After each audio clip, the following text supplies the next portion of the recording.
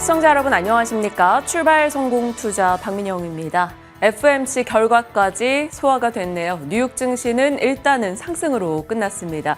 금리는 동결이었고요. 점도표 기준 연내 금리 인하 2번 정도 예상했던 수준에 부합했습니다. 거기다가 제롬 파월 연준 의장이 경기에 대해서 그래도 침체 크게 걱정하지 않는다라는 발언을 내준 점, 여기에 관세로 인한 물가 상승은 일시적일 것으로 본다라는 점까지 시장을 우호적으로 바라보는 시각을 자극했죠. 뉴욕장 올라섰고요. 엔비디아, 테슬라 등도 강세였습니다. 시가총액 1위권부터 15위권까지 모두 다 상승했는데요. 다시 국내장도 미국장도 함께 가는 분위기가 형성될 수 있을지 이것을 살펴보도록 하겠습니다. FOMC부터 어제 BOJ 그리고 GTC까지도 이번 주는 소화의 한 주가 되고 있는데요. 어떤 전략을 고민해야 될지 전략까지 챙겨보시죠. 일단 밤사이 추가된 뉴스들 점검하겠습니다. 체린 앵커 받아주시죠. 네, 장 초반부터 저가 매수세가 유입되면서 상승으로 출발한 뉴욕 증시, FOMC 결과를 받아들면서 장중에 상승 탄력을 훨씬 더 키워나가는 모양새. 나스닥 지수가 1.4% 올라섰고요. S&P 500 지수 1.1% 상승하며 5,675선의 거래를 마무리했습니다. 앞서 들으셨다시피 이번 FOMC 결과는 기준금리 동결이었습니다. 사실 기준금리 동결 자체는 거의 100% 확실했잖아요. 그러다 보니까 금리 결정 이외의 모든 것들이 훨씬 더 중요하다. 이런 판단들이 들려왔습니다. 성명서와 경제 전망 그리고 파월 의장의 기자회견 내용이 어느 때보다도 주목받았던 이유가 되겠는데요. 그 내용들을 하나씩 세세하게 살펴보시죠. 일단 성명서상에 수정된 상황들 먼저 보겠습니다. 현재 연준이 어떻게 경기를 진단하고 있는가 이 부분이 담겨 있고 가장 핵심은 이 첫 문단에 언제나 요약이 되어 있습니다. 지금 경기 상황에 대한 우려감이 좀 깊어지는 시점이다 보니까 저 문장이 바뀌지 않을까라는 우려가 있었는데 다행히 여전히 경제 활동이 견고한 페이스로 확장하고 있다. 변하지 않았습니다. 키워드별로 본다면 실업률은 안정화됐고 노동시장은 견고한 한편 인플레이션이 다소 상승했다. 이 정도의 표현이었다고 보시면 되겠습니다. 다만 그 다음 문장에서 약간의 큰 변화가 있었는데요. 이전에는 고용과 인플레이션 목표를 달성하기 위한 리스크들이 대체로 균형이 잡혀 있다고 얘기를 했던 반면에 이번에는 이 워딩을 전부 다 없애버리고 경제 전망에 대한 불확실성이 증대됐다고 얘기를 했습니다. 고용이 됐든지 간에 인플레이션이 됐든지 간에 어느 한 가지 리스크를 부각시키면 시장에서는 침체 우려 혹은 긴축 장기화에 대한 우려가 고조될 수 있다 보니까 연준이 이를 아예 삭제시키는 전략을 취한 것이 아닐까 싶습니다. 그런가 하면 4월부터는 QT 테이퍼링 추가로 진행하겠다고 얘기를 했습니다. 국채의 월 상환 한도를 기존의 250억 달러에서 50억 달러로 줄이는 건데요. 시중으로부터 유동성을 빨아들이는 규모를 줄이겠다는 겁니다. 그러니까 통화 완화적인 방향으로 가겠다는 신호로 해석을 해보시면 되겠습니다. 점도표 어떻게 변했는지 보겠습니다. 2025년도 중간값 이전의 3.875%를 그대로 유지를 했습니다. 지금 이 연준의 기준금리가 4.25%이니까 두 차례 인하 전망을 유지했다. 이렇게 해석을 해보시면 좋겠고요. 한 가지 포인트는 이전에는 이 점도표를 중간값보다 위에 있는 수준으로 찍었던 위원들이 4명이 있었더라면 지금은 8명으로 바뀌었다라는 포인트가 있습니다. 그러니까 금리를 덜 내려야 할 것 같아요 라고 주장한 사람들이 많았다는 거죠. 이는 트럼프의 관세빨 인플레이션에 대한 경계의 목소리가 지금 FOMC 내부에서 높아지고 있음을 시사하고 있습니다. 수정 경제 전망 내용은 어떻게 변화를 했을까요? 2025년도 실질 GDP 낮춰 잡았습니다. 기존에는 2.1%로 예상을 했었는데 이제는 1.7%의 성장만이 예상되고 있는 상황이고요. 2026년 역시도 2%에서 1.8%로 낮춰 잡았습니다. 그런데 실업률은 올라갈 거라는 예상, 기존의 4.3%에서 이제는 4.4%. 거기다가 물가 물가 역시도 올라갈 거라는 전망입니다. PC 물가지수를 12월에 2.5%에서 이제는 2.7%, 근원지수 역시도 2.8%까지 상향 조정을 하고 있죠. 사실 이러한 포인트들이 하나하나 스태그플레이션, 그러니까 경제 성장은 둔화하고 물가는 오르는 상황에 대한 시장의 우려를 키울 수 있는 대목이기는 했습니다. 이렇게 어두워지고 있는 경제 전망에도 불구하고 그렇다면 왜 두 차례의 인하만을 유지를 했는가, 여기에 대한 궁금증이 있잖아요. 기자회견에서 어느 한 기자가 날카롭게 질문을 했습니다.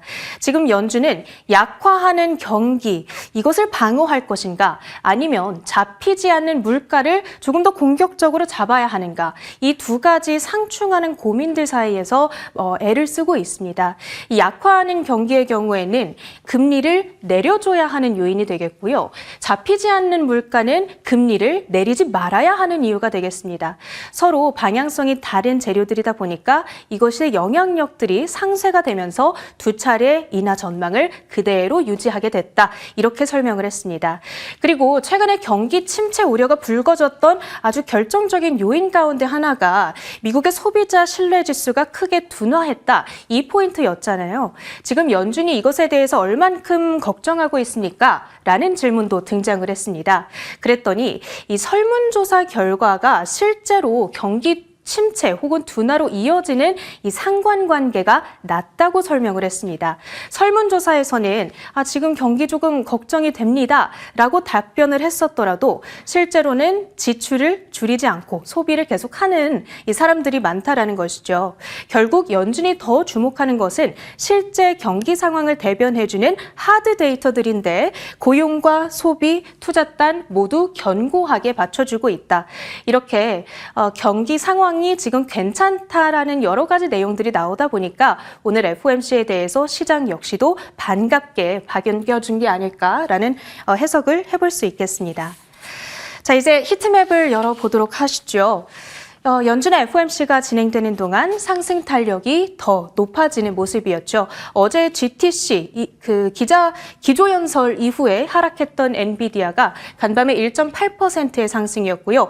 브로드컴이 특히 3.6%의 강세로 반도체 테마를 리드하는 모습이었습니다. 특히 테슬라 역시도 4.7%의 반가운 반등세를 나타냈는데요. 오늘 전체적으로는 업종별로 이 테슬라가 포함된 시클리컬 업종이 가장 강했습니다. 이들은 경기 상황이 아주 민감하다라는 특징이 있는데 파월 의장이 지금 경기 상황 괜찮아라고 해주니까 이들이 동반 강세를 보였다라는 특징 잡아볼 수가 있겠습니다. 그런가 하면 보잉의 주가 6.8%라는 이례적인 급등세를 연출하기도 했습니다. 지난해에 잇단 사고 그리고 파업으로 인해서 여러 가지 고난들이 있었는데 CFO가 현금 소진에 대한 우려가 많이 완화되고 있다. 그리고 공장 운영 상황도 개선 중이다. 이런 이야기를 했었습니다. 길리어드 사이언스의 경우에는 HIV 예방제를 만들고 있는 회사인데요. 이 HIV 관련 국가 예산이 대폭 삭감된다라는 소식에 따라서 급락세를 나타내기도 했습니다. 그리고 오늘 AI 반도체주들뿐만 아니라 이들에게 전력을 공급하는 원전, 전력망 관련주들도 급등으로 진행됐다는 점 포인트로 삼아보시면 좋겠고요. 마지막으로는 어제 있었던 GTC, 젠슨왕의 기조 연설에 대해서 월가 IB들이 어떻게 평가를 하고 있는지까지 정리를 해왔습니다. 로페즈 리서치 측에서는 GTC 자체에 큰 호재가 없었다, 이런 평가고요. 뱅크 오브 아메리카 측에서는 긍정적인 보이스를 냅니다. 지속적인 경쟁력 강화 좋다, 목표가 $200를 확인하고요. 시티 측에서는 젠슨왕의 리더십 그리고 AI 기술의 주도력을 확인하는 기조 연설이었다. 목표가 $163. 에버코어 측에서도 비슷한 얘기를 했고요.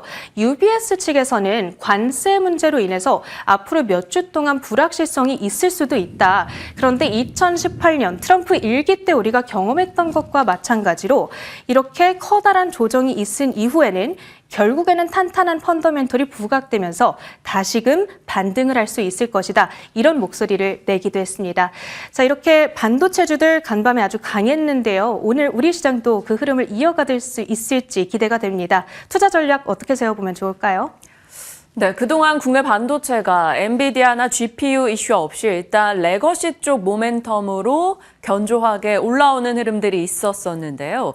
밤사이 엔비디아의 상승과 그래도 GPU 모멘텀이 추가됐습니다. 조금 더 강한 흐름을 기대할 수 있을까요? 반도체 진영의 뉴스들 점검해 가면서 시장까지 파악해 보도록 하죠.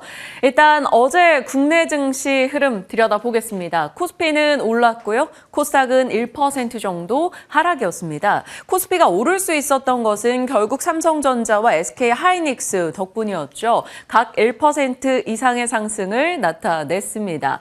반도체 진영, 삼성전자의 주주총회 이슈도 있었습니다만 모건 스탠리의 삼전과 하이닉스에 대한 목표가 상향 이슈의 영향을 좀 받았겠죠. 그동안 반도체 겨울을 부르짖었던 모건에서 의견이 바뀐 점에 그 효과가 조금 더 크지 않았나 싶습니다. 내용은 기존에 저희가 전달드렸던과 동일합니다. 낸드의 감산 효과, 그로 인한 가격 상승, 디램의 현물가 반등 등의 효과를 본다라는 거죠. 그래서 삼전은 7만 원, 하이닉스는 23만 원의 목표가를 제시했습니다. 이 덕분에 이들이 올랐고요. 시총 상위주로서 지수의 기여도가 높았기 때문에 코스피는 올랐다라고 볼 수 있겠습니다. 그 외에 한번 보실까요? 음식료 쪽은 오리온의 중국 법인 매출 호조로 K푸드 상승을 좀 이끌어줬고요. 엔터 쪽도 음반 수출액의 상승으로 강세였는데 실적 노이즈에 있었던 JYP는 제외하고 시장에서는 중국향의 모멘텀을 좀 더 보고 있는 듯합니다. SM이 더 강하게 올라가고 있죠. 디어유 효과까지 더해지면서 어제 딱 종가 10만 원 기록했네요. 6.7% 상승이었죠. 그 밖에는 LNG 이슈나 방산 이슈, 한국항공우주가 급락딛고 어제장에 올라서는 모습 다시 한번 나타내기도 했습니다. 그리고 2차 전지에서는 약간의 엇갈림이 있었어요. 이날 기준으로는 테슬라의 부진이 있었으나 샤오미의 호실적, 그리고 전기차 판매 목표를 더 올렸다라는 점과 비아디의 5분 충전으로 400km 주행 이슈가 계속 부각되면서 관련한 종목군들의 시세가 조금은 더 강하게 나오기도 했습니다. 각 섹터별로 섹터 내에서도 종목별 엇갈림이 조금 나오고 있다는 걸 확인하고 있고요. 세론과 약간의 리스크 오프 개념으로 움직인 게 유리기판 로봇 HLB그룹주의 하락이 되겠습니다. HLB그룹 같은 경우는 가남신약 오늘 FDA 최종 승인 여부 발표일인데요. 이를 앞두고 어제장에서는 조금의 차익 실현의 움직임이 나온 걸까요? 전반적으로 크게 떨어지는 모습이 나타났습니다. HLB 이노베이션 10% 빠졌고요. HLB 6%, HLB 테라퓨틱스 등의 하락이 눈에 띄기도 했네요. 어제 장은 그러니까 반도체로 조금 요약되는 하루였다. 그리고 서브 섹터에서는 음식료가 꽤 강했다라는 것을 확인할 수 있습니다. 이 부분에 대해서 차차 짚어가도록 하겠고요. 자, 어제를 딛고 밤사이 뉴욕 증시는 FOMC 등을 소화하면서 올랐습니다. 3대 지수 모두 앞서 체리는커 짚어주셨다시피 강세였고요. 전반적으로 경기에 대한 침체 우려도 살짝 덜어내면서 경기 민감주들의 강세 그리고 AI 진영의 상승세 눈에 띄었습니다. 이번에 연준의 FOMC 과정 내용에서 양적 긴축을 축소하는 것도 하나 이슈가 되고 있는데요. 양적 긴축이라는 것은 결국 연준이 가지고 있는 자산을 매각하면서 시중의 유동성을 흡수하는 게 되겠죠. 이것을 축소한다라는 것은 시중의 유동성 흡수를 덜 한다. 한마디로 유동성이 조금은 더 여유롭게 풀린다라는 것을 의미합니다. 그렇기 때문에 양적 긴축 축소 이야기가 나올 때는 주식시장 혹은 코인 시장에는 호재가 될 수 있겠죠. 비트코인과 주식시장이 올라설 수 있었던 또 하나의 요소가 될 겁니다. 자, 이런 분위기를 국내장도 받아갈 수 있을지 궁금하네요. 자, 저희 프로그램 이름이 투자뉴스 7인 만큼 7가지 투자뉴스를 이렇게 정리해봤습니다. FOMC 내용, 금리는 동결이었고 점도표 내 금리 인하 2번이었고 QT 축소 소식, 이것은 시장에 힘이 돼줬습니다. 제롬 파월 연준 의장의 관세, 인플레 우려가 제한적이다. 그리고 경기 걱정 크게 하지 않는다라는 내용도 시장엔 우호적일 수밖에 없겠죠. 그리고 나서는 반도체 진영의 시장의 뉴스입니다. 트렌드포스 2분기 D램 가격이 상향 조정되고 있다. 그리고 폭스콘에서는 2년 안에 서버 매출이 아이폰 매출을 넘어설 것이다. 레거시와 AI 진영의 힘을 함께 가져갈 수 있는 반도체 뉴스가 중첩되고 있는 것을 확인할 수 있고요. 그 밖에 추가된 어제 오늘 사이의 섹터 뉴스입니다. SK온이 닛산에 15조 규모 배터리 공급 수주했다라는 소식이고요. 백악관, 젤렌스키의 우크라이나의 전력과 원전 미국 소유로 하겠다는 제안을 걸었다라는 겁니다. 미국의 원전과 전력주가 올라서는 또 하나의 포인트였죠. 그리고 점점 좋아졌다라는 것으로 동성화인텍 스마트폰, 타이어 이렇게 넣어봤는데 지금부터 이 투자뉴스 7에 관련한 내용들 하나씩 전달해 드리겠습니다. 이 시장 부분은 앞서 살폈으니까요. 반도체부터 들어가 보도록 하죠.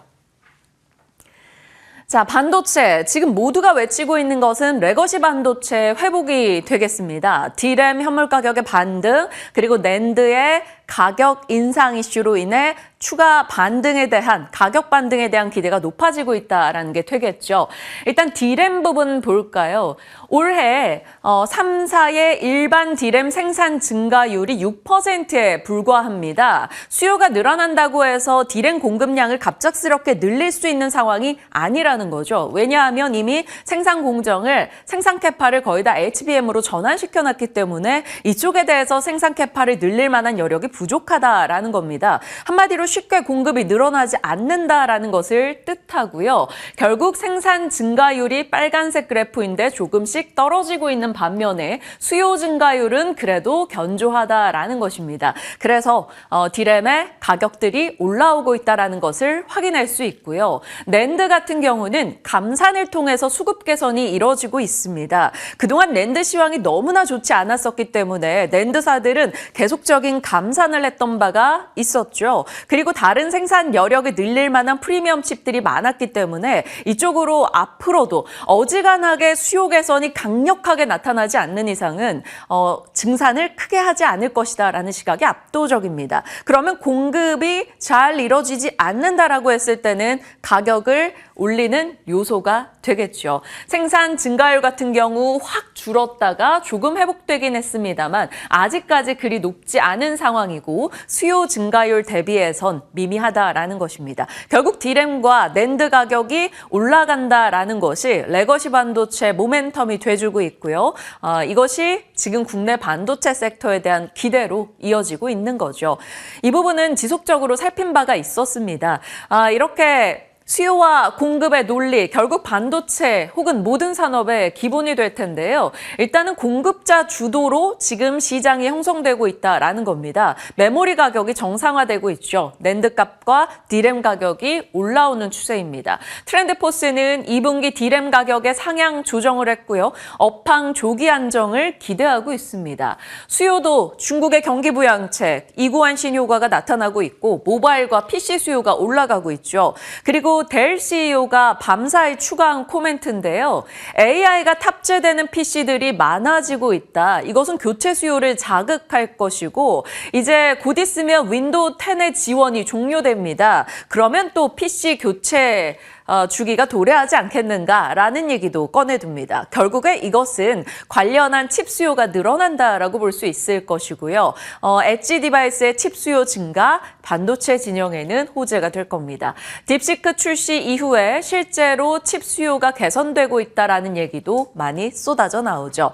자, 그러다 보니 수요와 공급 논리에서 반도체 업황이 생각보다 빠르게 개선될 수 있을 것이다라는 기대감이 작용하고 있습니다. 그리고 우리가 데이터 측면에서 계속적으로 반도체 펀더멘털이나 센티를 확인할 때 보는 것이 OECD 경기선행지수와 ISM 제조업 지수죠. 이 부분도 아직 확장 국면이 지속되고 있고 미국 4대 지역의 제조업 지수는 플러스를 기록하고 있습니다. 그래서 반도체 진영에 긍정의 시각이 모이고 있는데요. 자, 그럼 SK하이닉스와 삼성전자 목표가 각각 어떻게 나올까요? 어제 봤던 모건 스탠리 이슈 빼고 오늘 아침 추가된 목표가입니다. 국내 시장에는 모건보다 더 강하게 부르고 있죠. 하나증권은 삼성전자 84,000원, SK하이닉스 29만 원, BNK에서는 삼성전자 72,000원, SK하이닉스 31만 원. 그러니까 하나증권에서는 조금 더 삼성전자의 윗단을 더 연 거고요. BNK에서는 SK하이닉스의 윗단을 좀 더 열어줬다라는 느낌이 듭니다. 삼성전자 1.5% 어제 상승했는데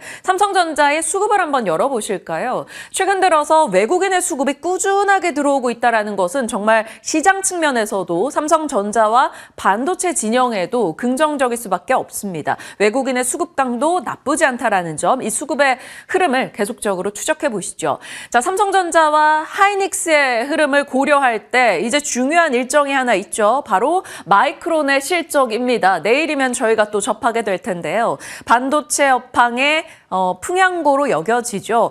이때까지 이구환신 이슈나 레거시 진영의 모멘텀에 대해서 명확하게 조금 볼 수 있는 데이터가 될 것이기 때문에 마이크론의 실적은 굉장히 중요할 겁니다. 추가적인 가이던스 톤이 어떻게 나오는가도 좀 살펴보시죠. 그리고 다올투자증권에서는 공매도 재개 전에 반도체 대형주는 크게 영향받지 않을 것이다. 그래서 지금으로선 좀 편안한 선택지다. 이런 얘기를 어제 더하기도 했습니다. 반도체에 대해 긍정의 시각들이 좀 많이 나오고 있죠. 자, 레거시 쪽에 집중해서 이야기를 풀어가고 있는데 사실 레거시는 최악에서 좋아진다인 거고 최상의 위치에서 조금 둔화될까 우려감에 흔들렸던 AI 진영, 이쪽도 여전한 강자임을 확인하는 목소리가 나오고 있습니다. 일단 여전한 강자로 볼 수 있는 젠슨 황, 엔비디아 CEO를 많이들 주목하고 있죠. 그의 발언 등 추가된 걸 보겠습니다. 우리가 원하는 건 비용을 파괴하는 것이 아닌 딥시크 이야기를 좀 가리키는 거겠죠. AI 혁신을 가속화하는 것이다. 그리고 2028년까지 데이터 센터 구축을 위해서 전 세계 기업들은 1,452조를 투자할 것이다. 이런 얘기를 꺼내 들었습니다. 그리고 루빈 시리즈는 호퍼보다 성능이 900배인데 비용은 3%에 불과하다. 추가적으로 그러니까 효용에 대해서도 앞으로 더 갖춰가겠다라는 얘기가 더해진 거고요. 단기적으로는 관세 영향 크지 않을 것이다라는 얘기도 했습니다. 그리고 중화권 언론 보도에서 나온 얘기인데요. 삼성전자 HBM3 메모리 제조 전면 참여하길 희망한다라는 얘기도 다시 한번 나왔습니다. 결국에는 AI 데이터 센터, AI 프리미엄 칩에 대한 수요가 계속된다라는 것을 젠슨 CEO의 발언 등으로 우리는 확인할 수 있었고요. CT에서도 여전히 왕자를 지키고 있다라고 엔비디아에 대해서 코멘트했습니다. 블랙웰 아키텍처가 기대치를 초과하는 성과를 내고 있는데 호퍼 대비 이게 규모가 꽤 크다, 3배에 달한다라는 것이었습니다. 루빈 울트라 이런 추후 AI 칩 로드맵이 확실하다라는 것도 긍정적으로 꼽았죠. 자, 대만의 중앙통신에 이런 보도도 있었습니다. 애플의 아이폰 공급업체이자 엔비디아의 GB200이나 GB300 등의 제품을 납품하는 업체이죠. 폭스콘. 폭스콘이 2년 안에 서버 매출이 아이폰 매출을 넘어설 것이다. 역시나 AI 쪽에 힘을 보태는 내용이 되겠습니다. AI 진영이 굳건하다라는 것을 뜻하고요. 이 시장에 대한 야욕을 삼성전자, SK하이닉스는 계속적으로 드러내고 있죠.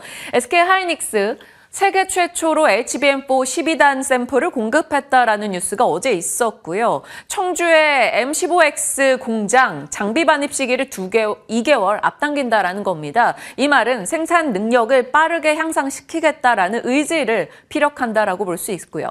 삼성전자 측에서도 어제 주총이 있었던 만큼 발언 등이 많았습니다. HBM4 하반기에 양산할 거다. 실수 반복하지 않겠다. HBM3 12단 빠르면 2분기부터 주도적 역할을 할 것이다. 물론 지켜봐야겠지만 삼성전자도 달라지고자 하는 의지를 강하게 드러내고 있습니다. 어느 쪽이 더 매력적일까요? 그리고 반도체 소부장은 HBM 밸류체인으로 봐야 될까요? 아니면 레거시에 좀 더 집중해 봐야 될까요? 참 고민되는 시점입니다. 잠시 후 반도체 진영에 대해서 종목 픽에 대해 집중적인 얘기 해보겠고요. AI 쪽에 힘을 실어주는 뉴스가 추가가 됐죠. 우리가 잠시 잊고 있었던 스타게이트입니다. 기억하시죠? 스타게이트. 스타게이트, 오픈 AI와 오라클, 그리고 일본의 소프트뱅크가 합작해서 4년 동안 700조 이상의 투자를 하는 것입니다. 주요 활동은 당연히 AI 인프라 구축이고요. 한국의 수혜 측면으로는 HBM과 DDR5, 전력 인프라 등을 볼 수가 있었죠. 그런데 블룸버그에 보도가 있었습니다. 오픈 AI의 텍사스 에빌린의 데이터 센터 건설 중이다. 그런데 그 규모가 굉장히 크고 최대 40만 개의 엔비디아 GPU가 탑재될 것이다. 이 외에도 펜실베이니아, 위스콘신 등의 10곳의 추가 데이터 센터 건설을 스타게이트 측에, 오픈 AI 측에서는 검토하고 있다라는 겁니다. GPU 40만 개라는 키워드를 기억하면서 AI 칩에 대한 기대가 계속 남아있다라는 것을 확인해 볼 수 있겠습니다. 그래서 HBM 진영으로 좀 더 집중해서 봐야 될지, 아니면 SK 하이닉스가 소캠에 대한 이슈, 언론 보도를 계속 내고 있는 상황에서 소캠 쪽을 봐야 될지 궁금해지는 시점입니다. 그렇지 않다면 레거시일지요. 유리개판 쪽은 어제 차익 실현이 나오긴 했습니다만 일부 종목은 또 급등이 있었어요. 이노메트리가 어제 삼성 전기발 유리개판 뉴스에 힘입어서 상승세를 보이기도 했습니다. 보통 이노메트리 하면 우리가 2차 전지 장비 쪽으로도 생각을 많이 하는데 2차 전지 장비 외에 반도체 장비 쪽에서도 역할을 톡톡히 해주고 있죠. 어제 상한가로 마무리가 됐습니다. 이런 식으로 섹터 내에서 차익 실현이 나오나 특징 종목들은 또 급등하면서 섹터 내 종목별 차별화는 있었다라는 것을 확인할 수 있네요. 결국 종목들의 각각의 명분을 확인하며 대응하는 게 필요하겠습니다. 반도체 진영에 대한 뉴스 살펴봤고요. 자, 이번에는 2차 전지 쪽 뉴스, 앞서 전해드린 SK온 내용 들여다보겠습니다. 일단 2차 전지 뉴스니까 테슬라 이야기도 살짝 들여다보죠. 밤사이 테슬라 주가가 강했잖아요. 긍정적인 보고 내용도 있었습니다. 피츠제럴드 측에서 테슬라 비중 확대 의견을 냈는데요. 오스틴 공장을 방문해 보니 괜찮더라. 그래서 목표가를 $425 기존의 것을 그대로 유지했습니다. 그 이유는 이것이었죠. 로보택시 세그먼트 도입과 중국 FSD, 유럽 FSD, 그리고 옵티머스 로봇, 세미트럭 도입 등의 순차적으로 모멘텀이 남아있다라는 것입니다. 다만 이 기대감과 성장의 모멘텀을 갉아먹는 게 바로 전기차 세금 공제 폐지나 관세 이슈라는 것이죠. 이것으로 인해서 조금의 성장을 갉아먹고 고점 대비 테슬라의 주가가 많이 떨어져 있는데 장기적 관점으로 투자하는 이들에게는 매력적인 진입 시점이다라고 이야기했습니다. 일단은 밤사이 테슬라 주가는 4.6% 올라섰는데요. 테슬라의 주가 상승, 2차 전지에는 당연히 나쁘지 않은 뉴스겠죠. 그런 가운데 어제 SK온에 좀 집중되는 뉴스가 시간 외에서 나왔습니다. SK온이 일본의 완성차 업체 닛산과 배터리 대규모 계약을 맺었다라는 것이죠. 2028년도부터 33년도까지 6년간 이제 계약이 진행되고요. 고성능 하이니켈 파우치 셀을 납품하는 겁니다. 생산은 또 미국에서 하게 됩니다. 중형급 전기차 100만 대 탑재하는 물량이라고 하고요. 업계에서는 추정키로는 15조 이상의 수주 규모로 예상을 하고 있습니다. SK온 같은 경우 그동안 현대차그룹이나 포드, 폭스바겐 혹은 다임러 등과 계약을 맺은 바가 있었는데 이번에 처음으로 일본 시장 완성차 업체와 계약을 맺었다라는 소식이 들려온 거죠. 그래서 SK이노베이션이 시간 외에서 5% 이상의 상승세를 나타냈습니다. SK온 관련해서 밸류체인을 좀 봐야 될까요? 일단은 SK온 체인에 대해서 정리를 해봤습니다. 보시면 양극재 쪽 에코프로 BM-LNF, 전구체, 동박, 전해액 쪽, 그리고 장비사들 이렇게 넣어봤네요. 여기 또 이노메트리가 들어가 있기는 합니다. SK온 밸류체인 일단은 체크해두고 장중의 흐름을 보일지 확인해 보도록 하죠. 2차 전지 쪽 뉴스였고요. 앞서 또 한 6번째 뉴스였는데요. 재건의 필수, 바로 에너지 인프라. 미국도 야욕을 드러내고 있죠. 젤렌스키의 우크라이나 전력과 원전 미국 소유 제안을 했다라는 소식이 들려왔습니다. 트럼프가 우크라이나의 광물뿐 아니라 이쪽 재건 인프라 쪽까지 계속해서 눈독을 들이고 있다라는 거죠. 밤사이 AI 종목군들이 올라가면서 또 이 뉴스까지 더해지자 원전과 전력 종목들 강세였습니다. 뉴스케일 파워 11% 급등이었고요. 비스트라 에너지, 콘스텔레이션, 전력 쪽에서는 버티브 홀딩스 등등의 종목들이 상승이었네요. AI와 재건의 교집합의 원전과 전력이 들어가는 측면에서 밤사이 재건 쪽 뉴스와 AI 쪽 뉴스가 함께 나오자 좀 영향을 받지 않았나 이렇게 추론해 볼 수 있겠습니다. 국내장이 이것에 연결을 받을지는 모르겠으나 전력 쪽에 이 재건도 탄탄히 들어가 있죠. 결국에는 노후화된 전력 인프라나 완전히 망가진 전력 인프라를 재건하는 것은 우리의 삶에 필수적이기 때문입니다. 거기다가 전력 섹터는 단기적으로 꽤 강한 조정을 받았던 바 있었죠. HD 현대일렉트릭, 효성중공업 아니면 특수변압기 등의 종목으로 좀 관심을 둬야 되는 시점인지 궁금해집니다. 최근에 조정 한번 보시면 HD 현대일렉트릭이 45만 원까지 찍었었다가 30만 원 이탈 직전까지 가기도 했었죠. 어제장에도 4% 밀렸었고요. 55만 원 바라봤었던 효성중공업도 46만 원대에 내려와 있는 상황입니다. 대규모 전력 인프라에 대한 수요는 계속적으로 필요할 수밖에 없습니다. 이런 데이터 센터 뉴스라던가 재건이라던가 아니면 이상기후라던가 이런 타이틀로 봤을 때 전력 쪽 다시 회복할 수 있을지 궁금해지는 시점이죠. 이 부분도 이야기 풀어가겠습니다. 그리고 마지막 뉴스였습니다. 투자뉴스 7의 7번째 점점 좋아지는 부분. 동성화인텍의 실적인데요. 2024년도 영업이익률 보시면 점차적으로 올라오는 분위기라는 것을 확인할 수 있습니다. 어제 나왔던 실적 보시죠. 예상치 대비 매출액과 영업이익, 순이익이 모두 다 좋았고요. 본행제 수주잔고 동성화인텍 3년 내 최고 수준. 수주 단가도 우상향하는 흐름을 기록하고 있습니다. 꽤 조선 섹터 강세와 더불어서 함께 올랐던 동성화인텍인데 더 갈 수 있을지 궁금해지네요. 그리고 점점 좋아진다의 두 번째, 세 번째는 증권가 의견을 넣어봤습니다. 스마트폰. 대신증권에서 삼성전자의 올해 스마트폰 4년 만에 성장으로 전환할 걸로 추정하고 있네요. 폴더블폰 신제품에 대한 모멘텀을 내다보고 있는 거고요. 그 수혜주로 삼성전기와 MC넥스를 꼽고 있습니다. 하나증권에서는 타이어에 대한 의견을 추가했어요. 중국의 이제 타이어 수출이 꽤 괜찮다라는 것이고요. 운임비가 계속해서 떨어지고 있다라는 것. 해상운임이 떨어진다 그러면 운송 비용이 줄어들 수 있다라는 게 되겠죠. 그래서 타이어 쪽에 최악을 딛고 일어서는 구간으로 비중 확대 의견을 내기도 했습니다. 더 좋아질 수 있을지 이들의 흐름 지켜보시죠. 자, 밤사이 들려왔던 여러 가지 뉴스들 7가지로 일단 나눠서 정리를 했고요. 박앵커의 연결고리 오늘은 각 섹터별로 어떤 내용이 있었는지 요약해 보겠습니다. 자, 반도체는 앞서 말씀드린 대로 엔비디아가 올랐다라는 점, 오픈 AI가 첫 번째 데이터 센터 스타게이트 프로젝트로서 건설을 하는데 GPU 40만 개가 들어간다 이런 뉴스가 나온 점, 메모리 가격의 반등과 SK하이닉스 HBM4 샘플을 공급했다라는 점, 또 속셈 이슈, 또 마이크론의 실적 대기 모드라는 점에서 반도체는 살펴볼 뉴스가 꽤 많이 있습니다. 2차 전지는 테슬라가 반등했고 SK온의 닛산 수주 관련 소식이 있었고요. 일단 미국의 10년물 국채금리가 떨어진 것도 영향을 줄 수 있겠죠. 이 부분 연결될지 살펴보시고요. 전력과 원전은 AI와 재건의 교집합으로서 이슈가 있었다라는 점. 로봇은 현대차 그룹의 로봇 AI 가속화 뉴스랑 그루트에 대한 이슈까지 더해지고 있습니다. 자, 화장품 한번 보실까요?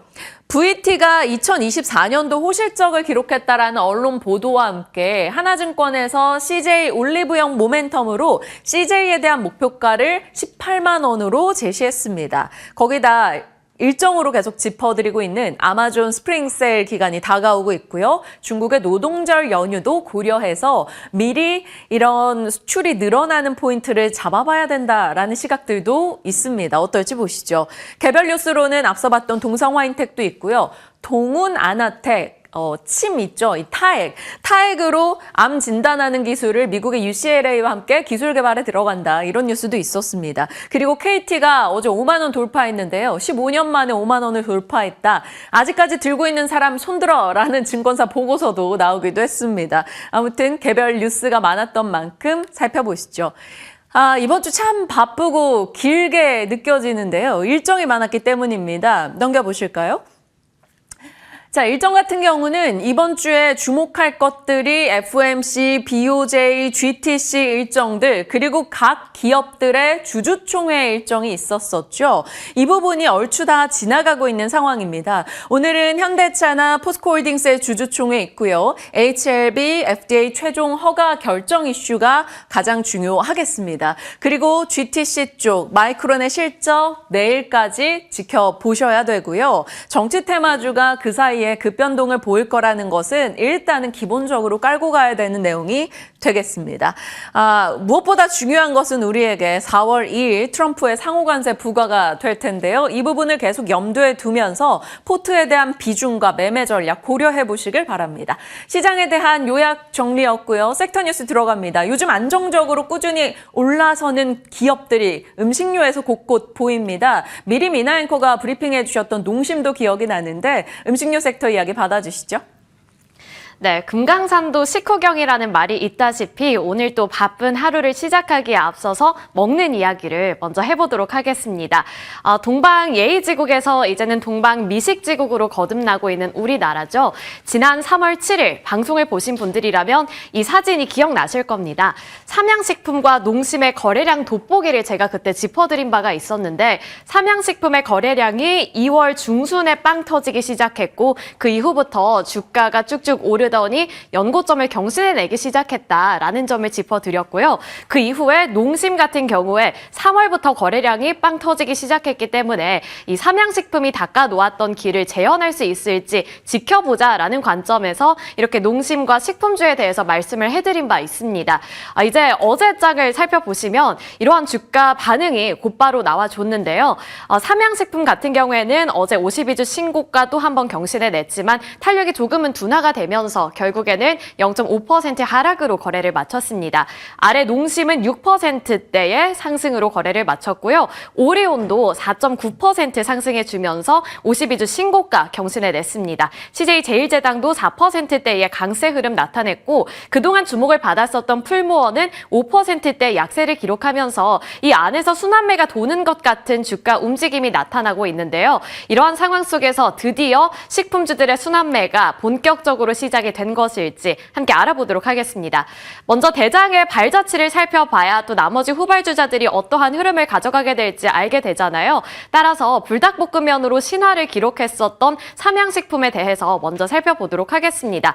업데이트된 내용들이 좀 있었는데 삼양식품의 작년 매출액과 영업이익부터 살펴보시죠. 작년에 이렇게 유명 래퍼 카디비 같은 인플루언서들이 로제 불닭을 많이 먹으면서 또 글로벌적으로 유명해지기 시작했고 이런 성원에 힘입어 실적에도 반영이 되는 모습이었는데요. 2024년 매출액은 1조 원을 돌파해냈고 영업이익은 3,442억 원으로 무려 130% 넘게 폭발적인 증가세를 나타냈습니다. 그리고 여기서 주목해야 하는 부분은 해외 매출액이었는데 해외 매출액이 이 안에서 1조 3,359억 원을 기록하며 전년 대비 무려 65%의 성장세를 기록했는데요. 특히나 이 안에서 불닭이라는 브랜드 하나가 끌어올린 매출액은 1조 500억 원으로 처음으로 이렇게 단일 브랜드로 1조 원의 매출액을 돌파했다라는 점에서 시장의 관심을 또 한번 받고 있는 상황입니다. 2020년부터 2024년까지의 매출액, 불닭의 매출액을 살펴보시더라도 정말 가파르게 성장했다는 점 보실 수가 있는데요. 2020년부터 2023년까지 3년 만에 거의 2배 가까이 뛰어 올랐는데 2024년에는 무려 1조 원을 돌파해내는 신기록을 세우기도 했습니다. 자, 삼양식품 좋은 건 알겠는데 그럼 우리가 뭘 기대해 봐야 되는데? 라는 질문이 생기시죠. 그래서 또 한번 업데이트된 리포트 내용들을 좀 정리해 봤는데요. 해외 사업 현황을 먼저 살펴보겠습니다. 이 밀양 2공장 효과가 톡톡하게 나타날 것이다 라는 점은 제가 3월 7일에도 짚어드린 바 있는데 그 효과가 이제 2025년에는 21.8억 개의 생산 능력이 26억 개까지 점진적으로 확대될 것이다 라는 전망이 또 나왔고요. 2027년에는 중국의 공장의 효과가 본격적으로 나타날 것이다 라고 보기도 했습니다. 이로 인해서 물류비가 절감될 것으로 보이고 국내 공장의 여유 캐파가 생기게 되면서 이것을 미국과 유럽에 분배함에 따라 글로벌 점유율은 더욱더 확대될 것이다 라는 점이 핵심적인 내용이었는데요. 따라서 이러한 기세를 이어가 2025년의 실적은 매출액의 경우 2조 원을 돌파하면서 전년과 비교했을 때 무려 1조 원가량의 성장세를 나타낼 것이다 라고 봤고요. 영업이익도 전년과 비교했을 때 1,000억 원 가까이 상승한 4,621억 원을 기록할 것으로 봤습니다. 증권가사에서도 목표가를 줄줄이 높이고 있는데 하나증권 그리고 유안타증권에서는 110만 원으로 새롭게 목표가를 제시했고요. 키움과 한화에서는 120만 원까지 가장 높게 책정을 했습니다. 삼양식품 어제는 고점 95만 8천 원까지 터치해내는 모습이었는데 탄력이 둔화되며 92만 원 선에 지금 머물러 있는 상황이거든요. 이러한 주가 흐름이 과연 어떠한 방향성을 택하게 될지도 좀 살펴보셔야 될 것 같고 지금 수급 나오는 거 보시면 외국인들이 꾸준히 이렇게 매집을 하고 있다는 점 눈여겨보시면서 대장은 역시 대장인가라는 기대감도 계속해서 좀 가져보셔야 될 것 같습니다. 과연 다이어트가 아닌 빵빵하게 나의 계좌를 불릴 수 있을지 불닭볶음면 삼양식품도 살펴보셔야 될 것 같습니다. 그런데 내 투자 선호도상 이렇게 많이 오른 것에 점프인 하기에는 조금 무섭다 하시는 분들도 계실 것 같아서 후발주자로는 어떠한 종목들이 관심을 받고 있을까 이 부분도 제가 찾아봤는데요. DS투자증권에서는 이렇게 말을 했습니다. 최근 높은 수익률을 보이는 음식료 종목들의 공통점은 수출 개선과 전년 기저효과다라고 말을 하면서 이제는 넥스트 삼양식품을 찾는 수요가 커지고 있고 K푸드 모멘텀 종목들 내에서 순환매 가능성이 높아지고 있다라고 봤는데요. 증권가에서 이제 삼양식품이 아니더라도 최근 들어 눈여겨보고 있는 종목들 3가지를 제가 가져와 봤습니다. 농심, 오리온, 그리고 CJ제일제당인데 농심 같은 경우에는 목표 주가를 54만 원까지 상향 조정하는 움직임 나타났고요. 오리온은 16만 원까지, CJ제일제당은 42만 원까지 목표가를 상향하는 모습 나타났습니다. 그리고 그 안에서 이 3가지 종목들 내에서도 가장 많은 증권사들이 리포트를 냈던 종목들, 농심과 오리온을 조금 더 세세하게 분석해 보도록 하겠습니다. 먼저 농심부터 살펴볼 텐데요. 농심, 오동통통 쫄깃쫄깃, 이게 캐치프레이즈잖아요. 이게 주가에도 함께 반영이 될 수 있을지 하나증권에서 분석한 내용이었습니다. 2025년 국내 수익성이 회복될 것으로 봤고요. 국내뿐만 아니라 해외 매출액도 레벨업이 될 것이다 라는 전망이 나오고 있는 상황입니다. 그리고 신제품인 툼바 신라면에 대한 기대감 제가 짚어드린 바 있는데 이제 이번 달에 본격적으로 출시가 됐다고 하거든요. 이 툼바 구글 트렌드가 이달 들어서 큰 폭으로 상승했다고 하는데 지금은 온라인으로 팔고 있다고 하고 4월부터는 오프라인으로도 팔 것으로 보이기 때문에 실적이 찍힐 수 있을지도 기대가 되는 포인트다라고 볼 수 있을 것 같습니다. 또 이러한 기세를 이어서 올해 북미 법인 매출액은 전년 대비 17%의 증가세가 예상이 되고 있고요. 중국 법인에서도 점진적인 회복세가 전망이 된다라는 점 볼 수가 있었습니다. 농심 같은 경우에 어제 42만 2천 원까지 뚫어냈고 43만 원까지 돌파해내는 모습이 나타났는데요. 3월 초부터 이렇게 주가가 급 반등해주고 있는 만큼 추가적인 상승세가 이어질지도 하나의 관전 포인트가 될 것 같습니다. 자, 이렇게 농심을 살펴봤는데 다음 후발주자로 또 치고 올라오는 쪽 그리고 관심을 받고 있는 쪽은 바로 오리온이었습니다. 초코파이에 대한 인기도 몇 년 내내 계속되고 있다고 하는데요. 지난달 국가별 매출 증가율에 초점을 맞추고 있습니다. 한국에서 3.5%, 중국에서의 성장세가 굉장했습니다. 42%를 기록했고 베트남이 4%, 러시아가 18%의 매출 증가율을 나타내주면서 또 한번 폭발적인 성장세가 이쪽 오리온에서도 나타나고 있구나. K푸드의 열정 그리고 열광을 우리가 좀 살펴볼 수 있었습니다. 이렇게 다 합쳐봤더니 오리온의 해외 시장 비중은 64%를 넘기고 있다라고 64%를 넘기고 있다라는 점 살펴볼 수가 있었는데 해외 매출이 아무래도 주가의 가장 중요한 요소로 작용이 되고 있다 보니 오리온의 이런 해외 매출도 살펴보시면 좋을 것 같고요. 2월 4개국 합산 영업이익은 전년 대비 36% 증가했다는 점, 그리고 오리온의 1분기 컨센서스는 매출액의 경우 전년 대비 5.6% 증가한 1,330억 원, 영업이익은 전년비 6.3% 증가한 7,901억 원으로 전망이 되고 있다는 점도 살펴보시면 좋을 것 같습니다. 투자 포인트들 잡고 넘어가 보겠습니다. 오리온의 초코파이 누적 매출이 8조 원을 기록했는데 그 안에서 해외 매출 비중이 굉장했는데요. 5조 5천억 원으로 67%를 차지하고 있었습니다. 또 3월부터는 가격 인상 효과가 실적에 본격적으로 반영될 것으로 보이고 해외 가격 인상 가능성도 있기 때문에 이 부분도 하나의 체크 포인트. 또 러시아의 원재료 부담은 있지만 고성장세는 지속이 될 것으로 예상이 된다라는 점, 또 중국 법인의 실적 호조 및 반등세에 주목을 해야 한다는 점, 한국과 러시아의 법인 수출 매출 존재감이 월등하게 나타났기 때문에 이러한 부분에서 매출에 대한 기대감도 높여보자라는 투자 포인트 잡아볼 수가 있었습니다. 자, 이렇게 최근 증권가의 시선을 받고 있는 새로운 후발주자부터 대장주격이었던 삼양식품의 주가까지 살펴봤는데요. 이제 본격적으로 식품주들의 랠리가 시작이 될지, 순환매가 이어진다면 어떠한 종목을 잡아봐야 할지 그 투자 포인트도 저희와 함께 잡아보시길 바라겠습니다.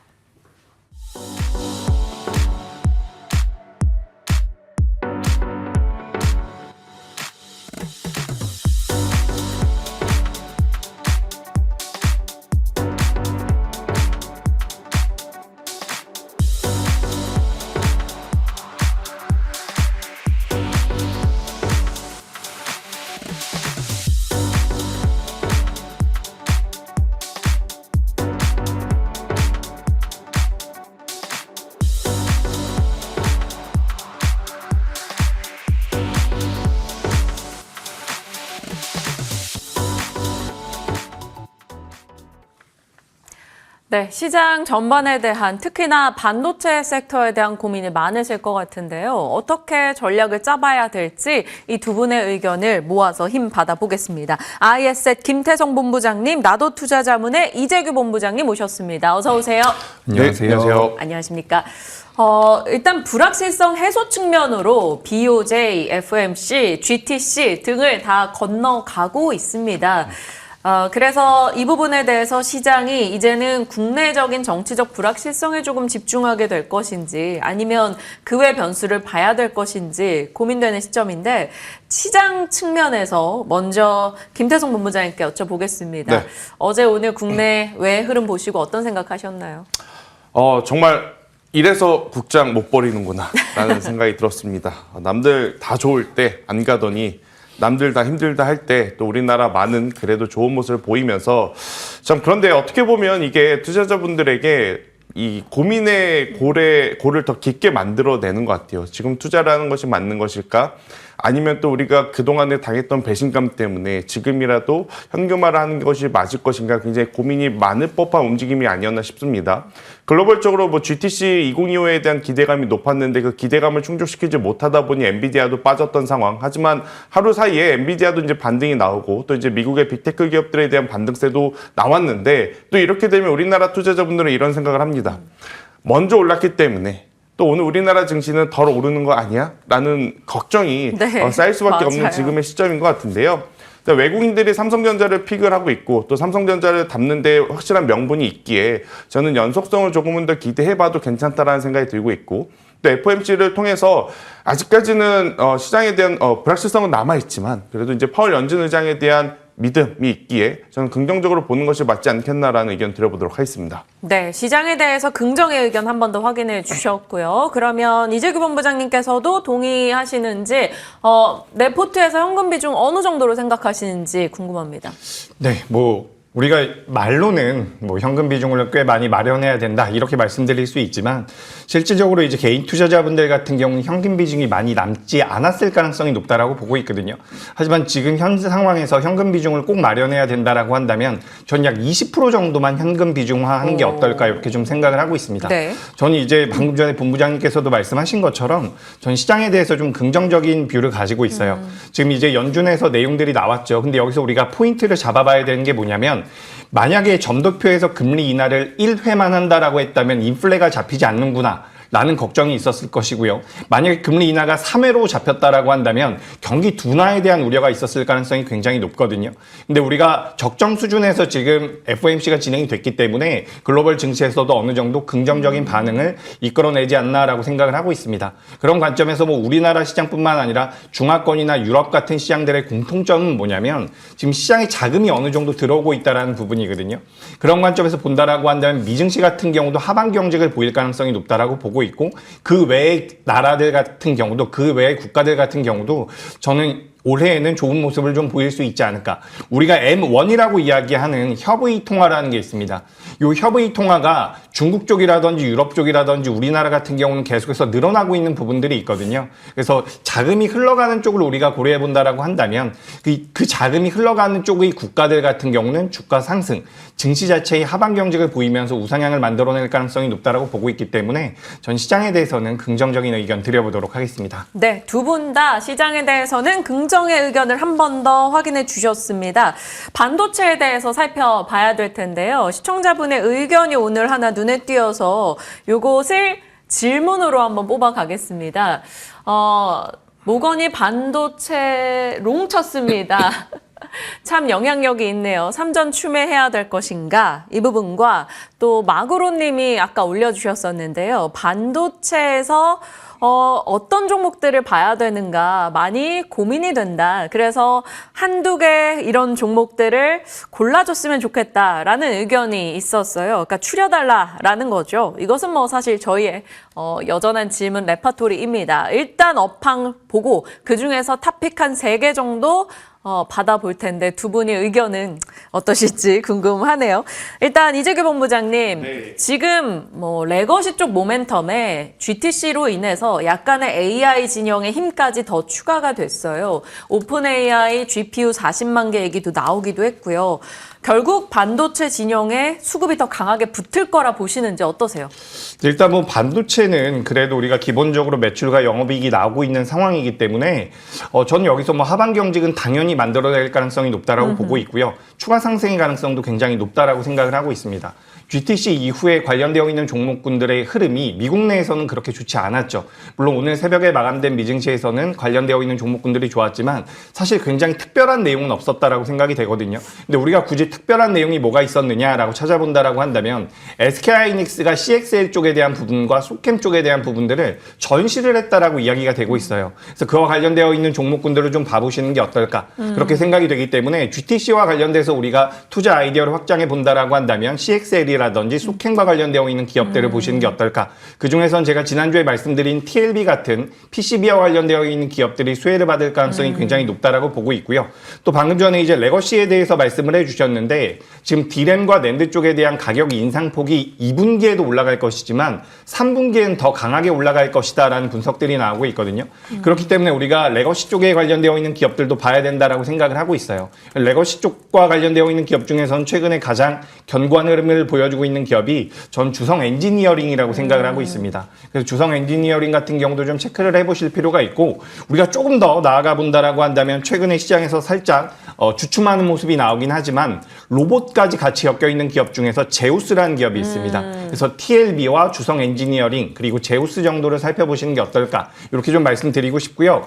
이번 주 다음 주까지가 굉장히 중요할 것 같아요. 반도체 쪽이 지금 돌아서고 있는데 반도체만 올라갈 것인지 반도체 외의 섹터들도 선순환이 계속 나올 것인지 자금이 몰릴 것인지 여부가 중요할 것 같거든요. 그래서 우리가 반도체만 본다라고 한다면 반도체 종목군들만 올라왔으면 좋겠는데 저는 이제 전반적으로 좀 올라왔으면 좋겠다라는 말씀 드리면서 반도체도 역시나 매력적이라는 말씀 추가적으로 드려보도록 하겠습니다. 네. 반도체 긍정 의견이고요. TLB, 주성 엔지니어링, 제우스를 눈여겨볼 종목들로 각각의 분야로 나눠서 얘기해 주셨습니다. 자, 김태종 본부장님은 어떻게 보시는지 궁금해요. 사실 증권사 곳곳에서 지금 삼성전자, 하이닉스 의견을 좋게 내고 있는 상황이고요. 삼성전자 8만 원대도 나왔고 하이닉스 31만 원대들 또 오늘 아침 목표가를 업데이트하기도 했습니다.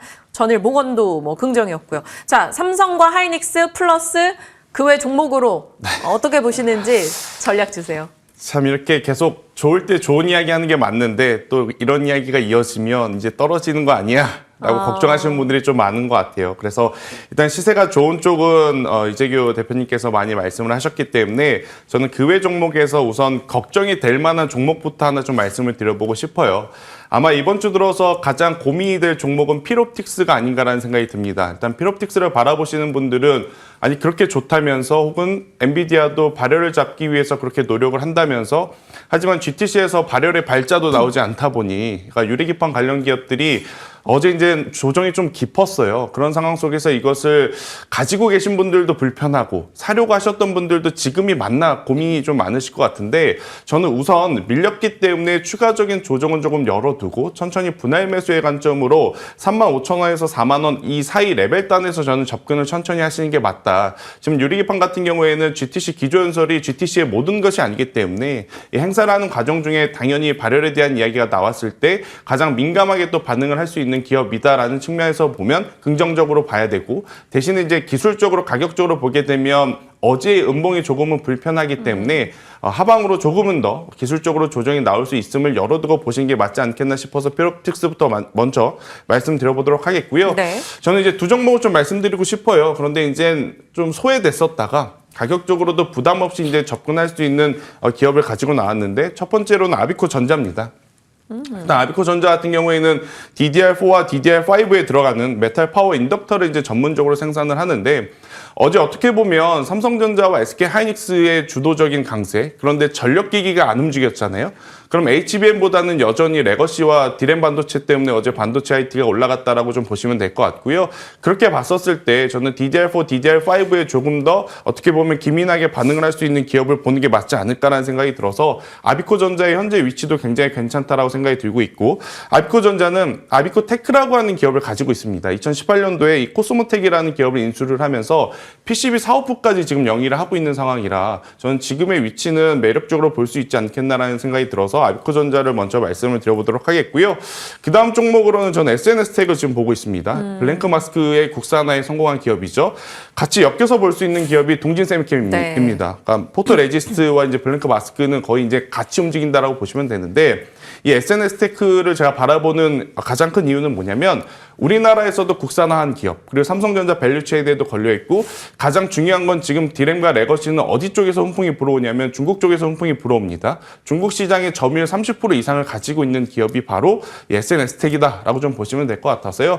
저는 덜 올라간 종목군들 쪽에서 찾아보신다면 아비코전자와 SNS텍을 바라보시는 게 맞을 것 같고요. 아니면 다시 한번 박스권 상단을 돌파해서 역사상 또 신고가로 넘어갈 혹은 52주 신고가 영역으로 갈 종목으로는 단연 주성 엔지니어링을 저도 같이 보셔야 되지 않겠는가 혹은 PSK와 같은 기업들 여전히 관심 있게 보자라는 의견 들어보도록 하겠습니다. 네. 아비코전자, SNS텍, 그리고 주성 엔지니어링 이렇게 세 종목 얘기 주셨으니까 두 분의 교집합 종목으로는 주성 엔지니어링. 사실 이것은 지난 시간에도 두 분 다 언급을 해주셨던 종목들이기도 합니다. 필옵틱스에 대해서도 약간 조심할 부분 언급해 주셨으니까요. 기억해 주시죠. 자, 반도체 진영에 대한 얘기였고요. 이제 다음 섹터로는 먹는 게 남는 거다. 이거 동의 못해요. 먹는 게 남는 거다 마인드로 먹었더니 살만 남더라고요. 자, 그래도 먹는 것의 즐거움은 우리 모두가 공감할 거고요. 앞서 미나 앵커가 너무 자세히 브리핑을 잘 해주셨는데 지금 이 시점에서 먹는 것에 투자를 할 때 기존의 강자 삼양일지 아니면 최근에 신흥 강자로 떠오르는 농심 혹은 아니면 그 다른 후발대가 될 것인가 그것에 대한 고민입니다. 사실 김태성 본부장님은 언제나 약간 강자 쪽 그냥 대장을 보자라는 네. 의견을 많이 주셨던 것 같은데 삼양식품을 볼까요? 아니면 기존의 우양 좋게 얘기하시지 않으셨어요? 뭐 삼양도 괜찮고 우양도 괜찮은데 앞서 양양. 이제 미나 앵커님이 정리한 것들 안에서 약간의 이제 우선순위를 바라보는 투자자분들의 시선이 좀 다를 것 같아서 그 기준으로 좀 말씀드려 보면 나라별로 이제 중국에 대한 성장세를 바라보고 계신다라고 하시는 분들은 사실 오리온이 가장 좋을 수 있겠다 생각이 들어요. 혹은 러시아에서 지금 불어오는 또 어떻게 보면 소비의 촉진 이야기들을 좀 기대를 해본다면 이 또한 오리온이 조금은 더 나아 볼 수 있겠다라는 생각이 들고 그런데 이제 삼양식품이 이 라면 종류에서 굉장히 큰 붐을 어떻게 보면 이뤄냈기 때문에 이것을 따라서 같이 움직일 만한 기업으로는 당연히 제2의 삼양식품으로 예상되는 기업은 농심이 아닐까 싶습니다. 일단 농심 같은 경우에는 이미 미국 쪽에서 생산 기점을 가지고 있는 상황이었고 또 이제 불닭볶음면과 마찬가지로 이제 라면 종류에서 지금 굉장히 또 좋은 평을 받고 있는 상황이라서 저는 제품에 조금 더 집중을 한다면 어떻게 보면 농심이 더 맞을 것 같고요. 나라별로의 이제 성장 스토리를 고려해 보신다라고 하면 저는 오리온이 더 맞지 않겠는가라는 생각. 그리고 이제 여기에 하나 더 최근에 시세가 잘 나오는 쪽 중에 하나가 풀무원이에요. 풀무원 같은 경우에는 뭐 제가 제품별로 이제 봤더니 이 두부의 매출이 생각보다 높더라고요. 근데 이제 두부가 미국에서는 저렴한데 굉장히 건강식으로 지금 인식이 되면서 또 흥행을 받고 있는 상황이라 이런 부분들을 고려해 보면 또 풀무원까지도 이제 살펴볼 만한데 풀무원이 또 따로 놀더라고요. 어제 이제 다른 기업들 상승할 때 풀무원은 또 조정이 나온 상황이라 이거는 시청자분들이 자기 성향에 맞게 조금은 기준을 정하셔서 선택을 하셔야 되지 않겠나라는 의견 드려보도록 하겠습니다. 오리온과 농심, 풀무원의 관전 포인트 잡아주셨는데 그래도 조금 난 이게 더 좋다. 저는 만약에 제가 투자를 한다면 오리온을 보는 게 맞지 않겠나. 오리온. 반도체도 지금 중국 쪽이 좋고 이 음식 쪽도 재작년은 미국과 유럽이었다면 이제는 또 중국에서에 대한 기대감을 좀 가지고 있으셔야 될 것 같다는 의견 드리겠습니다.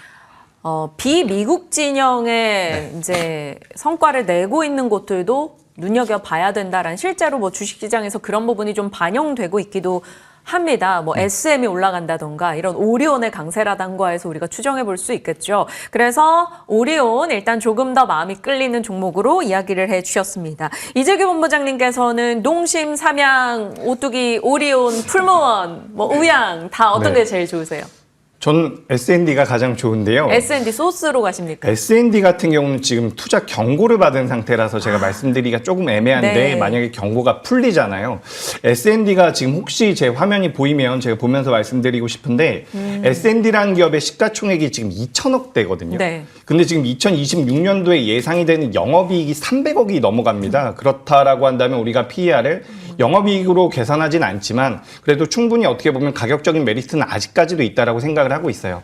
투자 경고 종목만 아니라고 한다면 제가 이걸 좀 말씀을 드릴 텐데 요거를 이제 말씀드리긴 좀 애매하다라는 말씀 드리고 싶고요. 그리고 지금 방금 전에 농심을 말씀해 주셨는데 저도 농심을 굉장히 긍정적으로 보고 있지만 우리나라 식음료 관련되어 있는 기업들 중에서 메리트가 클 수 있는 기업들은 해외 매출이 많은 기업들이다라고 보시면 일단 좋습니다.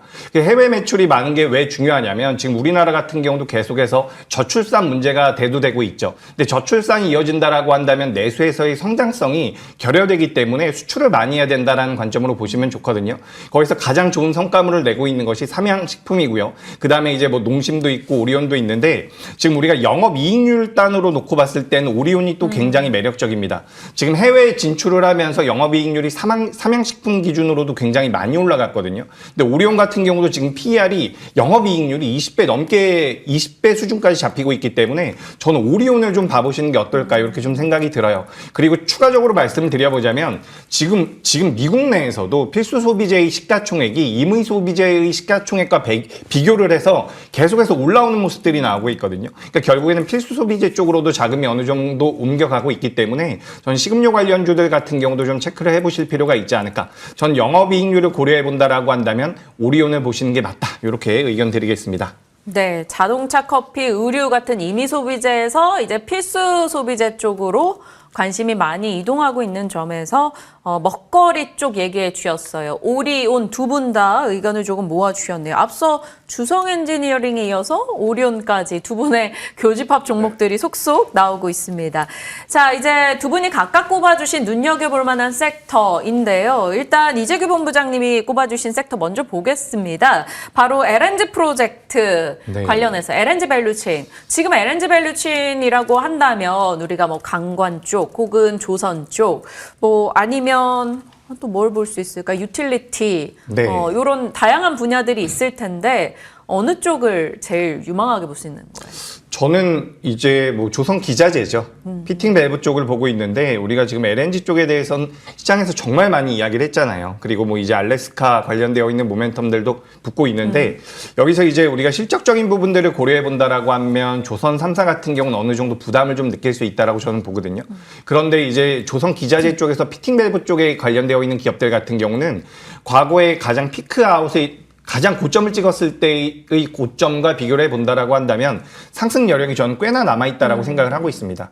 지금 알래스카에서 우리가 LNG를 뭐 파서 송유관을 통해, 유정관을 통해서 파서 송유관을 통해서 보내고 거기서 이제 계속해서 수출을 하겠다라는 부분들이 트럼프의 에너지 정책이라고 보시면 좋은데 여기서 우리가 좀 생각을 해봐야 되는 부분 같은 경우는 태광이 피팅 밸브라고 우리가 이야기를 많이 하죠. 근데 태광 같은 경우는 일단 기본적으로 미국 쪽에 대한 매출이 굉장히 많이 나가고 있거든요. 거기다가 이제 피팅 쪽에 대한 메리트를 가지고 있는 기업이에요. 그래서 피팅 쪽에 대한 메리트를 본다라고 한다면 저는 이런 기업들을 좀 체크해 보시는 게 어떨까라는 생각이 들기 때문에 전 조선 기자재 쪽 같은 경우는 아직까지도 상승 여력이 남아있다. 이것은 결국에는 매출단이 붙어줄 수밖에 없는 구조이기 때문에 계속해서 관심이 필요하다라는 말씀을 드리고 싶고요. 오늘 이제 우리가 반도체랑 식음료에 대해서 좀 말씀을 드렸는데 반도체는 지난주에 또 이야기를 많이 했기 때문에 그리고 식음료 같은 경우는 저는 개인적으로 S&D가 좋은데 투자 경고 종목이라서 좀 제외를 하고요. 그래서 네. 그중에 그 외에서는 우리가 LNG도 좀 봐볼 필요가 있지 않을까 저는 이렇게 생각이 돼서 LNG 쪽에 대해서 말씀드려 보도록 하겠습니다. 그중에서도 태광 얘기를 콕 집어주셨는데 그러면 탑픽을 태광으로 주신 겁니다. 그러면 태광의 포인트랑 목표가까지 한번 설정해 주시죠. 네, 태광 같은 경우는 우리가 피팅 밸브 이야기를 많이 하는데 사실 피팅 쪽에 대한 메리트를 가지고 있는 기업이거든요.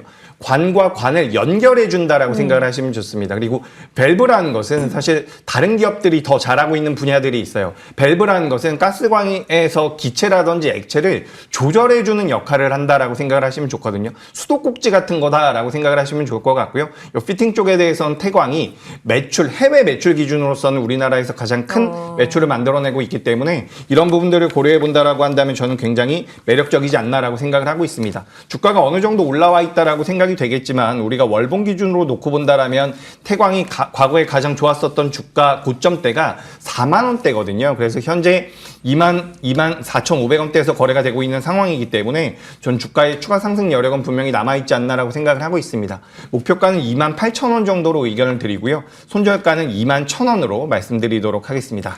태광, 광나는 수익을 안겨주길 바라면서 말씀 주신 흐름 기억해 볼게요. LNG 쪽에 대해서는 사실 김태성 본부장님도 기존에 이런 강관주들 혹은 포스코인터, 세아제강 이렇게 각각의 포인트 잡아주셨었단 말이죠. AS 살짝 해주실까요? 그 말씀 주셨던 종목들. 일단 철강주들 같은 경우에는 아마 제가 말씀드리고 나서 조금은 이제 수익권에 도달하신 분들이 많으실 거예요. 공감을 하셔서 만약 같이 공략을 해보셨다면 일정 부분은 저는 챙기시는 게 맞을 것 같은데 뭐 챙기자 그래서 이제 다시 보지 말자가 아니라 저 역시도 이쪽에 대한 관심도는 계속 높여 가셔야 된다. 그런데 이제 한 가지 이쪽 프로젝트에 대한 어떤 불확실성이 뭐냐면 트럼프가 해야 된다라는 거죠. 그렇기 때문에 트럼프가 계속 시간을 끌고 혹시 모를 노이즈가 발생을 하게 되면 이 사업이 아니더라도 우선 캐시카우를 역할을 할 수 있는 어떤 사업부를 가진 기업에 저는 집중을 하는 게 맞다. 그리고 플러스 미국 공장을 가지고 있는 기업들 위주로 보자라는 의견 여전히 똑같이 한번 드려보도록 하겠습니다. 네. 미국의 공장을 갖고 있는 기업들 위주로 일단 체크하자라는 기존의 의견 한 번 더 강조해 주셨고요. 이제 그러면 김태성 본부장님이 눈여겨보시는 오늘 주목 섹터입니다. 바로 전력기기 쪽. 전력이 좀 조정을 받았어요. 대형 변압기들. 그리고 나서 조금의 회복을 보인 상태인데 네. 강한 회복, 되돌림 나올 수 있을지 왜 전력 섹터를 보시는지요? 제가 아마 개인적으로 전력기기 갖고 나온 거는 되게 오랜만에 갖고 나온 상황이거든요. 저희가 항상 질문으로만 요청드렸죠. 네. 근데 이제 간밤에 무슨 이야기들이 좀 있었냐면 또 트럼프 대통령이 미국의 어떻게 보면 에너지 정유사 CEO들과 회동을 하겠다라는 뉴스가 좀 있었고 여기에 이제 에너지 장관까지도 참여한다라는 이야기가 있었어요. 그리고 이제 미국 쪽에서도 GE 베르노바와 같은 이제 전력기기 기업들에 대한 주가의 상승세가 간밤에 굉장히 강했던 만큼 오늘 우리나라 기업들도 이들에 대한 기대치를 한번 높여 잡아도 괜찮지 않겠는가 싶습니다. 대내 변수가 굉장히 많음에도 불구하고 변하지 않는 팩트들을 꼭 체크를 하셔야 되는데 미국도 전력이 필요하다는 건 변하지 않는 팩트다라고 좀 보시면 될 것 같아요. 그렇기에 전력기기 쪽에 대한 관심주를 가지고 저는 계속 보시는 게 맞고 일단 1순위는 당연히 HD현대일렉트릭이겠지만 효성중공업을 저는 오늘 말씀드리고 싶은 건 주가라고 하는 건 해당 산업의 좋고 나쁘가 조금은 다르게 그러니까 사고 파는 것은 다른 문제라고 생각을 하거든요. 네. 상대적으로 HD현대일렉트릭 같은 경우에는 입형 물량을 소화해야 되는 부담이 좀 있습니다. 그러면 더 많은 돈이 필요하다라는 거죠. 하지만 이제 효성중공업 같은 경우에는 상대적으로 입형 물량을 소화할 어떤 그 위치가 상대적으로 아니기 때문에 저는 탄력이 나오게 된다면 효성중공업이 조금 더 탄력이 좋지 않겠는가라는 의견 한번 드려보도록 하겠고요.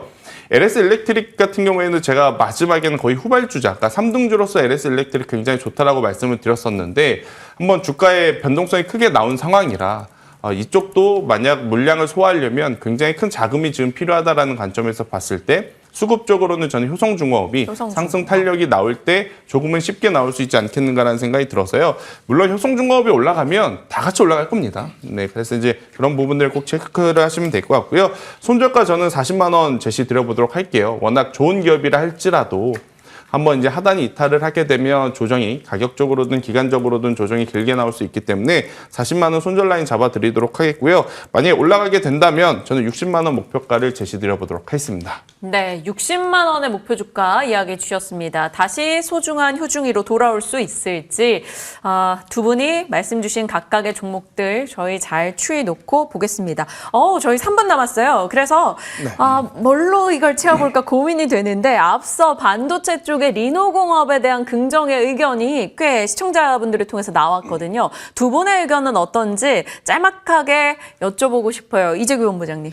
네, 리노공업 우리가 소켓 쪽에 대한 강자 기업이죠. 그래서 최근에 주가 흐름이 나쁘지가 않습니다. 주가가 굉장히 탄력적으로 움직이고 있는 모양새는 아니지만 그래도 반도체 산업이 성장을 하게 된다라고 하면 그에 따른 수혜를 반사적으로 받을 수가 있는 부분이죠. 게다가 계속해서 이제 반도체가 에이직이라고 우리가 한동안 이야기를 하다가 지금은 쏙 들어가 있는데 결국에 이 소켓 자체가 다품종 소량 생산으로 갈 가능성이 굉장히 높아지고 있죠. 그런 관점에서 리노공업 같은 경우는 수혜를 받을 가능성이 저는 굉장히 높다라고 보고 있고요. 실질적으로 이제 제가 앞서서 우리가 반도체에 대해서 이야기를 나눌 때에도 반도체 기업들 같은 경우는 관련돼서 전반적으로 매출단이 안정적으로 나옵니다라고 말씀드렸는데 리노공업이 원래는 굉장히 느렸던 기업이에요. 지금도 주가 흐름이 좀 둔하긴 하죠. 하지만 어쨌든 매출과 영업이익단에서 좀 안정적인 모습들을 보여준다라고 한다면 저는 우상향을 좀 더 이어갈 수 있지 않을까라고 생각을 하고 있습니다. 다만 저는 앞서서 말씀드렸다시피 TLB라든지 주성 엔지니어링이라든지 이런 기업들이 좀 더 탄력적이진 않을까라고 생각을 하고 있습니다. 리노공업이 어제 종가 기준으로 시가총액이 3조인데 조금 더 올라가기 위해서는 무언가 좀 더 명분, 좀 더 시장에서 기대하지 않았었는데 나올 만한 그런 호재가 좀 필요하지 않나 저는 그렇게 생각을 하고 있습니다. 현재 21만 원대에서 거래가 되고 있는데 주가가 올라온다라고 한다면 약 24만 원대를 목표가로 잡아보시는 게 어떨까 이렇게 의견 드리겠습니다. 네. 리노공업 얘기 주셨습니다. 사실 맞춤형 반도체 얘기 나오면서 이제 그 각각의 맞춤마다 테스트하는 게 많아지다 보니까 이런 테스트 소켓 얘기가 꽤 주목을 받았었는데요. 한 번 더 관심 받을 무언가가 강하게 등장하길 기다려 보겠습니다. 자, 김태성 본부장님께도 한 줄로만 들어볼까요? 저는 조금은 더 지켜볼 필요는 있다는 생각이 들어요. 리노공업 좋아요. 그런데 상대적으로 경쟁자라고 볼 수 있는 일본과의 어떤 매출에 대한 이 경쟁 구도가 조금 심화되고 있다는 생각이 들어서 우선은 리노공업은 조금 더 지켜보시는 게 맞을 것 같고 대신에 후발주자로 지금 올라오고 있는 TSE라든지 TFE와 같은 기업들이 저는 상대적으로 나올 수 있겠다. 이건 시청자분들이 정해주시면 될 것 같습니다. 네, 리노공업, TSE 또 ISC 이런 소켓 내에서 두 분의 각각 의견 한 번 더 들어봤습니다. 시간 끝까지 짜서 두 분의 의견 여쭤봤네요. 오늘도 함께해 주신 이재규 본부장님, 김태성 본부장님 감사 인사드립니다. 고맙습니다.